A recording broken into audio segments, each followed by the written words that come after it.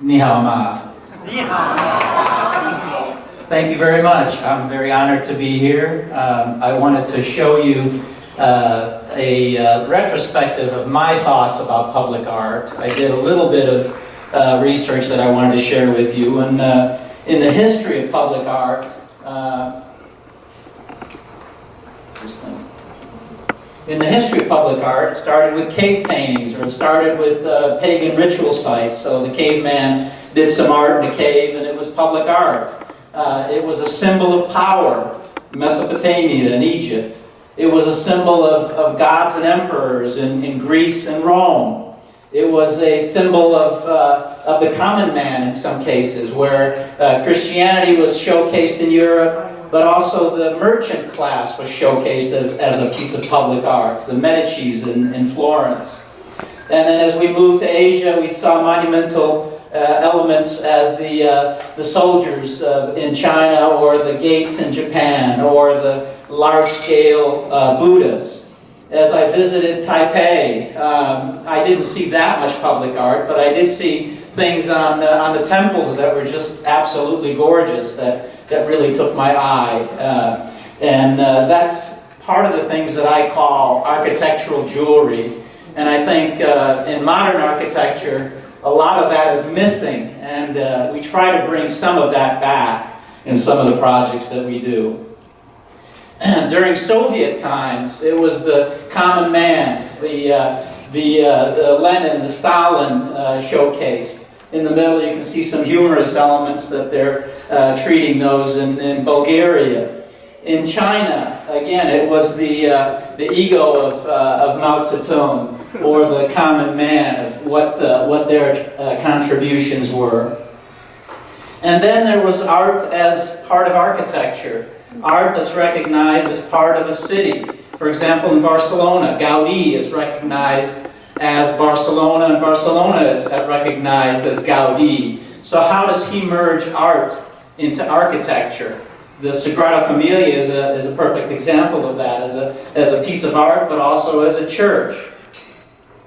And then we have, again, the common man. There was an amazing piece that I saw in Oslo, Norway. Vigeland Park is an example of art done by one artist in an entire park. Hundreds of sculptures talking about the struggles of birth, of childhood, of middle age, of getting old, of dying. It's just an amazing sculpture to mankind. It wasn't talking about a specific hero or a person. It was the common man. It was an amazing thing to experience. Actually, out of anything that I saw in all of Norway, this really stands as an impact to me, because everything else was relatively meaningless to me. And I shouldn't say that, but this was a very important piece for me to see. And then you have contemporary art, which turns into being highly experiential, where you things that are surprising, like this pool element that I saw in Kanazawa in Japan, where you stand in the room, but it looks like you're underwater. So there's this experiential thing that is being done in art through public spaces. And then modernism comes along, and all the decoration goes away from the buildings, and my alma mater of IIT, Mies van der Rohe, comes in, and nothing is decorative on the building. But then people like Calder or Picasso decorate the front part of the building. People like Henry Moore came in, and more of an amorphic forms, human forms. And then you have these things that are joy when you walk into an environment, where you can participate with it, you can stand next to it, you can get a picture taken next to it. That has become a little bit of a phenomenon in some cities recently. You have larger-than-life pieces of art that are done by Klaus Ottenberg through his various experiments that he's done on his own and with people like Frank Gehry.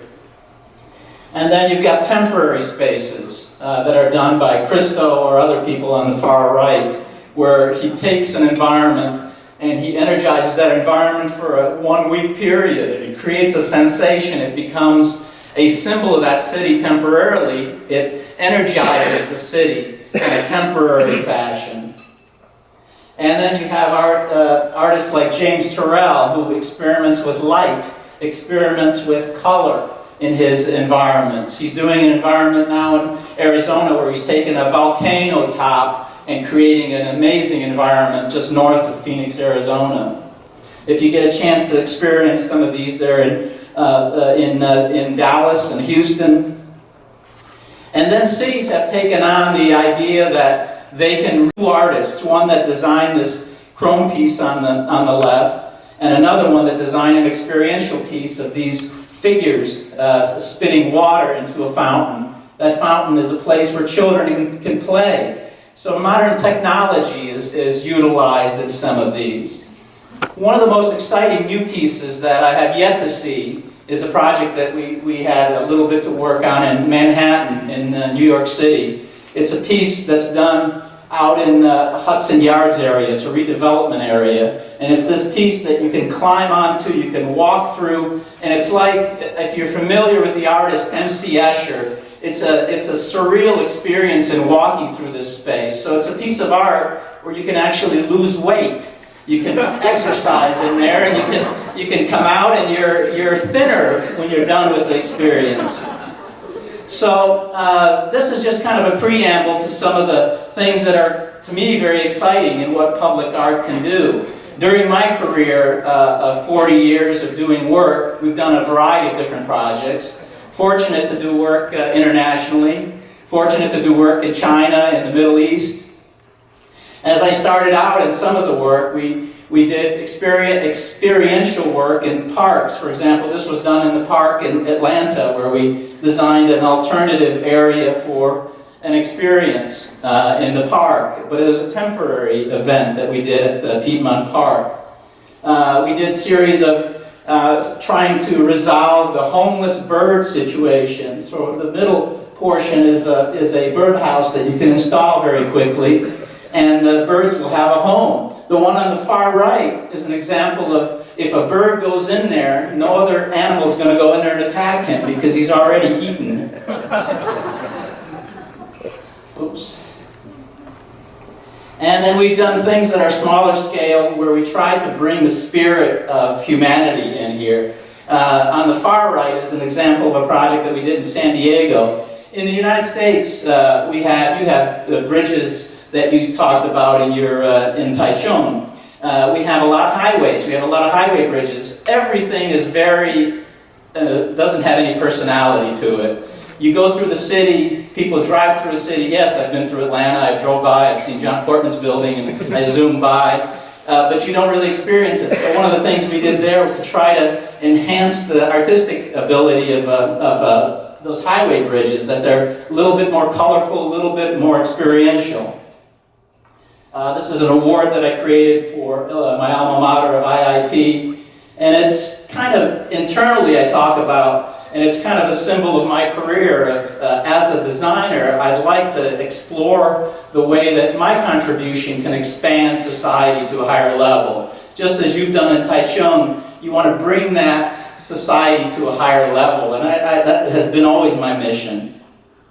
And starting out working with office parks in Atlanta, we've done things like bringing sculpture and signs as one element. So we designed these elements to be relatively organic in terms of how they present themselves as an image for a commercial development.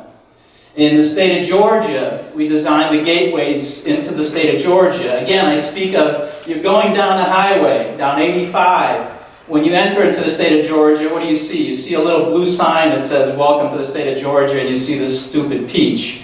And so the idea with the DOT was to look at something that was more monumental, where we used Georgia marble, Georgia granite, and each of those 11 portals would have a little bit of different personality as you come across that threshold. This was an exciting project in Birmingham, Alabama. One of the things that happened in Birmingham was we had this last half mile of the entry into the terminal, and it was basically rental car parking lots. So your experience of leaving for the airport was the parking lots.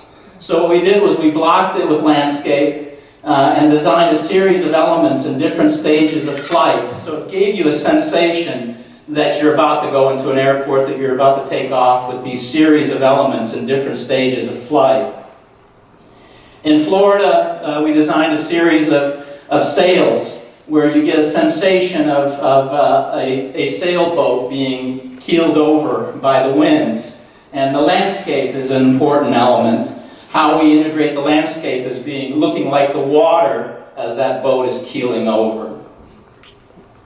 In Sandy Springs, we designed a memorial to a water element that was used by the Native Americans in Sandy Springs as a ritual site, and also a site where they got water from a well. And currently it's just a hole in the ground, so it's not experienced. So we designed a park, we designed the pavilions,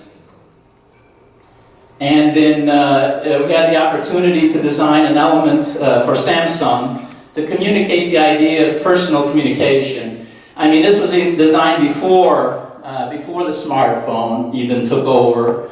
But what we have here is, at our fingertips, we have this amazing technology that we can communicate with anyone in the world today. So this was a piece that we designed in Frankfurt and Toronto. And in 2007, we had our opportunity to work in China, in mainland China, through United Parcel Service. We designed a reception zone for them in Beijing. And we started working in China, and Mac worked with us for probably about 10 years. And what we did was we got an opportunity to design many things that we didn't have opportunities to design here in the U.S. The Chinese were very gracious to bring us in. Mac had mentioned all the disciplines that we have at the firm, but we're actually a very small firm. We're 10 people. We have a person in China, who you see here. We have a person in Chicago and Charlotte. So we're a very small firm, but we are able to do, I think, a great variety of things through technology. The technology has allowed us to communicate through there. We still have to have someone that speaks the language, which I don't, to communicate with our clients. We were fortunate to be able to land two of the largest developers in mainland China, Vanke and Greenland. And we're able to work along the coastal cities all across coastal China. In China, we're able to do a lot more than we do in the U.S. In China, we're able to master plan the whole vision, just as you're talking about in Taichung, with looking at the buildings, looking at the landscape, looking at the art. We're able to look at how we can choreograph and orchestrate the whole brand of a project. Many of our projects are brand new projects, unlike your historic projects. So in some cases, the story is either made up or created as a marketing story, as a sales story. So in this project in north of Guangzhou, we created a project called Fish in the Garden, where we designed the logo, we created the sculpture piece as you come in, we designed all the signs, and another project called Opolis in Guangzhou. And in this case, we brought a kind of a fictitious narrative to the project. The project is many towers around a park. And what we did was we came up with a storyline of this fairy possessing this stone. The name of the project is Opolis.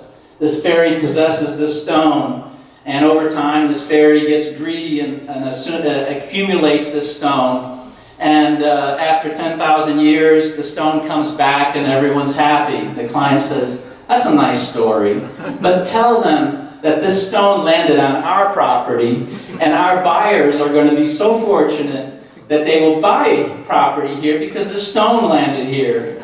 And we're very lucky, so we'll buy property here." So this is how we started this. We looked at how the journey would happen into the project, how we would orchestrate the marketing center, how we would orchestrate the garden. So we designed a series of pools, of fountains along the entrance. We designed a series of sculptural events. And then we created these events at all the entrances. So everything you see here, pretty much at the two-story level of the buildings, even in the architecture, we affected.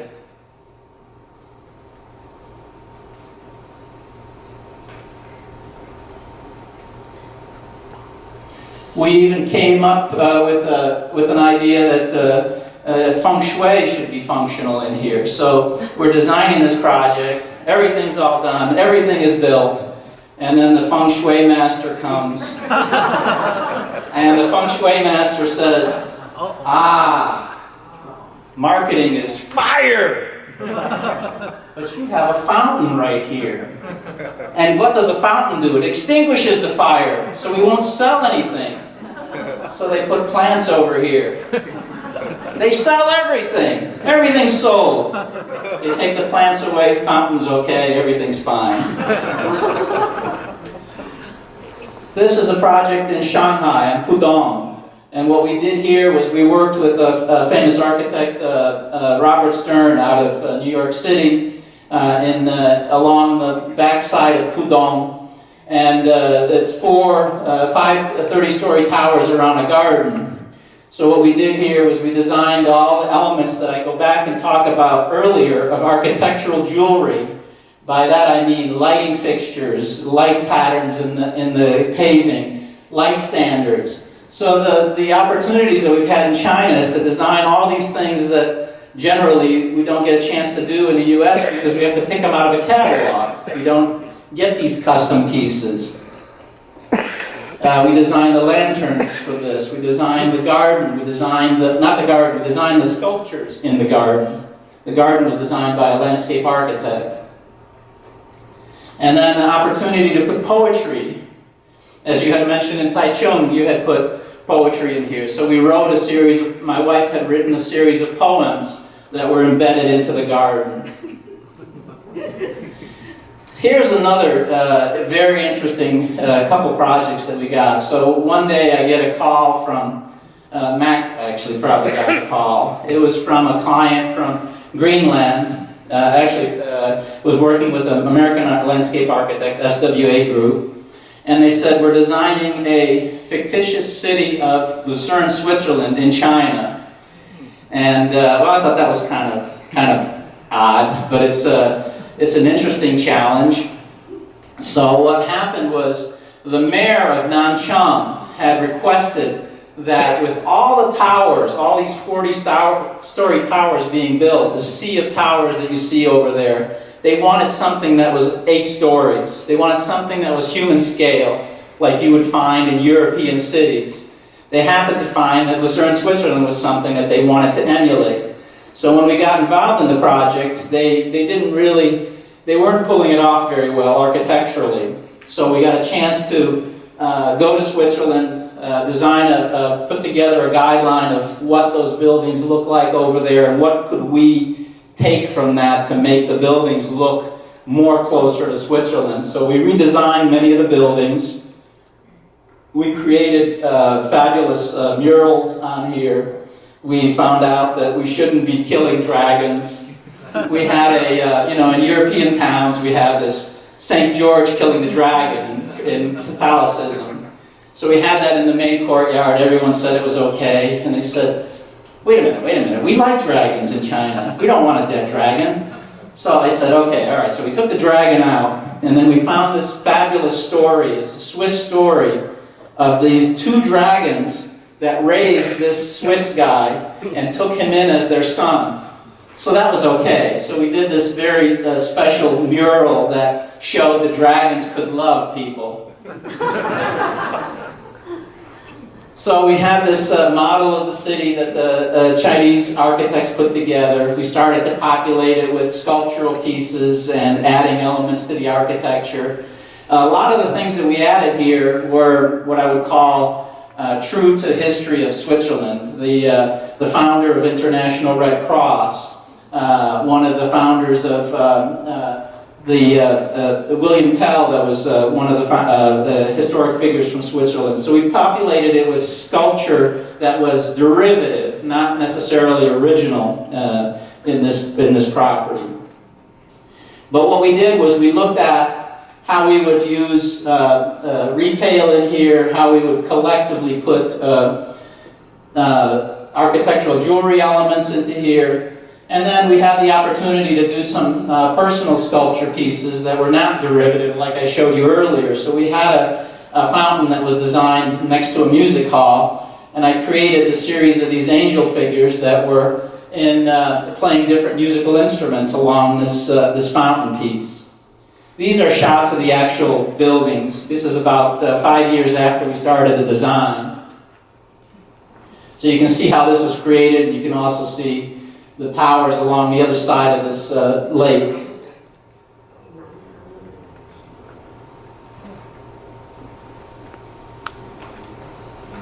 This is the last project. This is a very interesting project. Again, the same mayor of Nanchang had requested that Greenland, they're building a multitude of large-scale towers, and you can see these towers right here.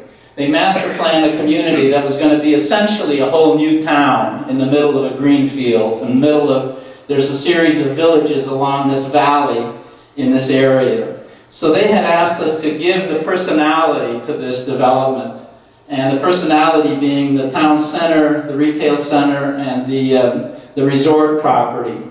And they asked us to come up with a European image of this. So we decided on the idea of Spanish architecture from Spain, not necessarily Spanish heritage from California, which is where they were starting originally.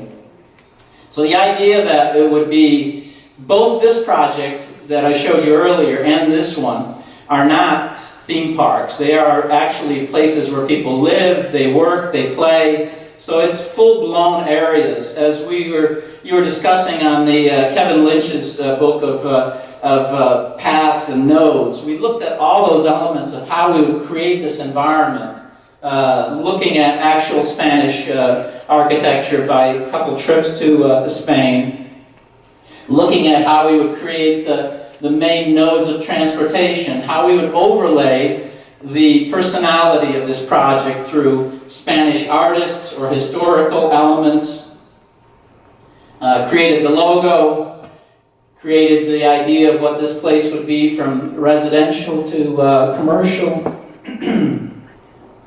And the Chinese architects had given us something, we gave them something back, and then they responded back. So it was a back and forth between our firm and a Chinese firm. We created the entry elements. We created custom lighting pieces that were derivative of Spanish Barcelona images. We created the streetscape. Part of that was benches.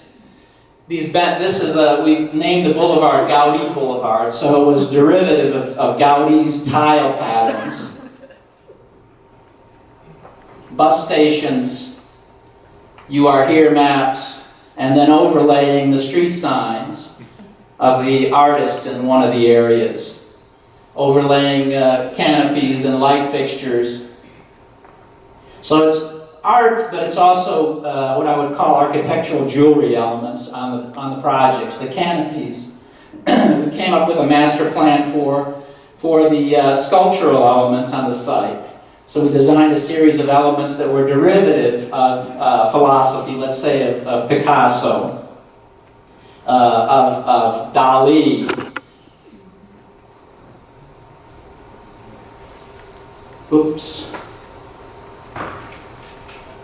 Of Picasso again. These are sculpture pieces, but they're also benches in the spaces. And then I participated with my wife, and she wrote a series of poems throughout the space. And then in the park, we created an entry element into the park area. In the main commercial district, what we did was we looked at the pedestrian zones in the project. As you enter the project, at each intersection, just as you had mentioned with Mr. Portman, with the sculpture being in line with in the Embarcadero, the idea of where we have an intersection and we would see something happening at major intersections. Defining the districts of the property, defining the names of the plazas, in this case, historic figures from Spain, and then the street signs. And then again, we got this from the Chinese architects. We gave them something that was more authentic, and then we began to evolve that into the final design. creating the canopies, designing the facades, designing some of the public art. In the main courtyard, we picked 9 historic figures from Spanish history, from the Toreador to the Conquistador, and we designed these elements that were around the main fountain element. And then in the periphery of the project, we designed a sculpture piece that was speaking of Christopher Columbus's 3 ships, Vina Pinta and Santa Maria. And then this is a fountain of youth. Here we have Ponce de Leon Avenue. Ponce de Leon was known for the fountain of youth. So you come in here, you wash yourself with this water, you become 20 years younger, and you buy lots of clothes because you look fabulous. And then in the Alhambra area, we designed a series of pavilions. This is a coffee pavilion and a seating pavilion. And then I created a series of moments that you would have with your children, that you could take a photograph with these sculpture pieces. This is a throne that was representative of Gaudi's culture. These are my creation of Chinese lions at the gates to the part of the project. And these are shot. We started the project last April, and these shots are in December. So from the drawings, this was created in about 8 months in China.